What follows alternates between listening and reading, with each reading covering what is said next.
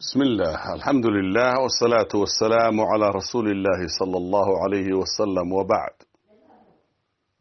وعليكم السلام ورحمة الله وبركاته سؤال شعورنا يسا قرادا قالوا وقتاً كريسمسكا شركات كودو كلاي وحي بحيان هدايا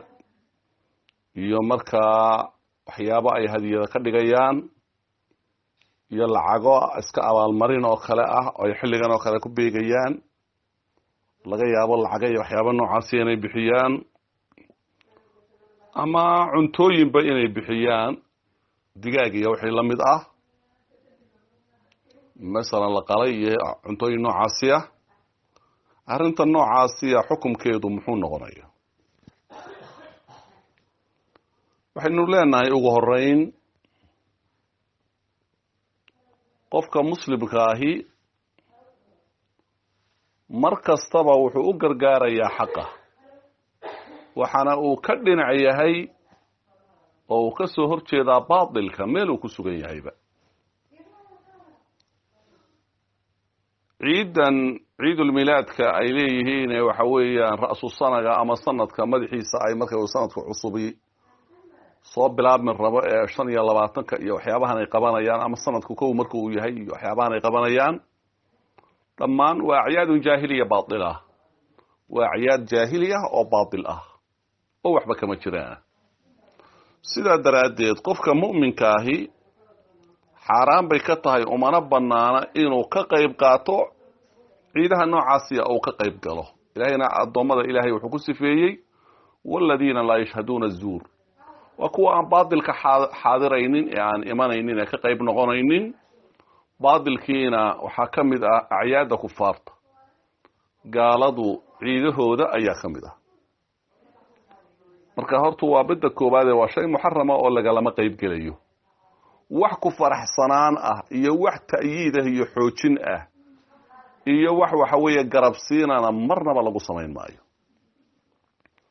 أنت أمرك إنه إسلافه إنه waxa kale iyaduna milicsi labaad u baahan gaaladu asalahan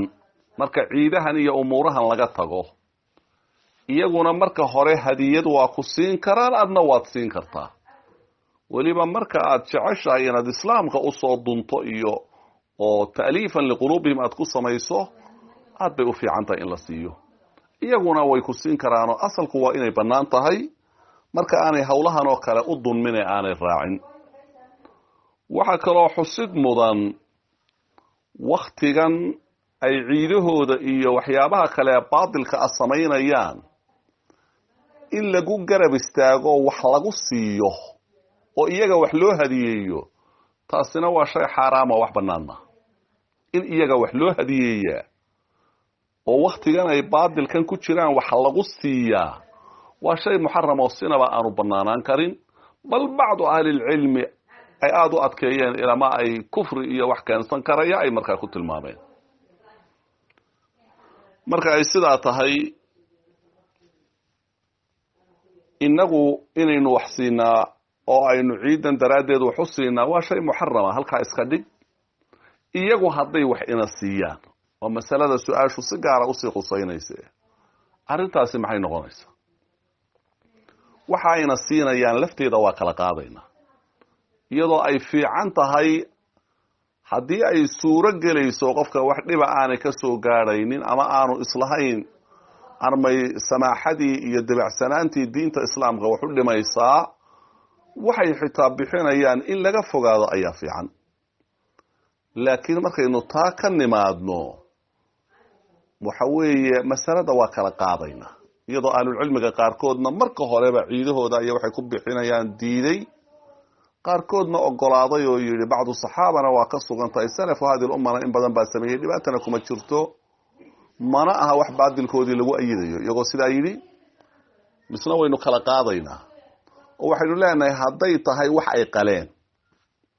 digaag iyo qeyrkiiba lama cunayo lamana taabanayo loomana dhawaanayo inagoo marka hore qirsan ahlul kitaabka yahuud iyo nasaara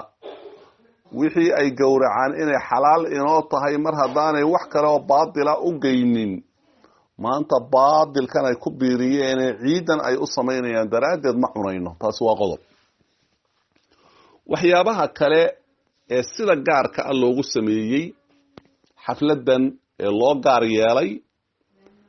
masalan ama keegag si gaara loo sameeyey ama waxyaaba la mid ah, taana waxa weeyaan shaqo ku darsan mayno, waa ka cudur daaranayna mar haddaan dhib kale oo inaga soo gaarayaa jirin. laakiin waxyaabaha iska caadiga ah sida lacagta oo kale ama cuntada aan gowrac ku saabsanayn iska cuntada caadiga ah ama wax si gaar ah loogu sameeyay oo qaab gaara loo soo abaabulay aan ahayn cuntooyinka iska caadiga hadii lacag bixiyaan waxyaabaha la midka ah ala saxiix raajix waxba dhibaataahi kuma jirto. qofka muslimka inuu qaato taa waxba dhib kuma jiro, isagoo u niyoonaya inuu waxa weeye qulubtooda soo dumo soo dhaweeyo mar kastaba ciidahoodan iyo waxaan inuu nacayana ay ka muuqanayso, diintana aan waxa weeye mugdi gelinaynin inay wax xaq ku sugan yihiin mar kasta inay baadil ku jiraan muujinaya, oo aan waxa weeyaan wax markaa garabsiina aanay sinaba uga daahiraynin. hadduu qaato waxyaabaha iska caadiga ah ee lacagaha iyo waxyaabaha si gaara loogu markaa sameeyey ama keeg si gaara loogu sawiray caynkan iyo caynkan waxa aan ahayn cuntooyinkii iska caadiga ahaa ee aan wax la qalayna ahayn, hadduu kuwaa iska qaato waxba dhibaato kuma jirto.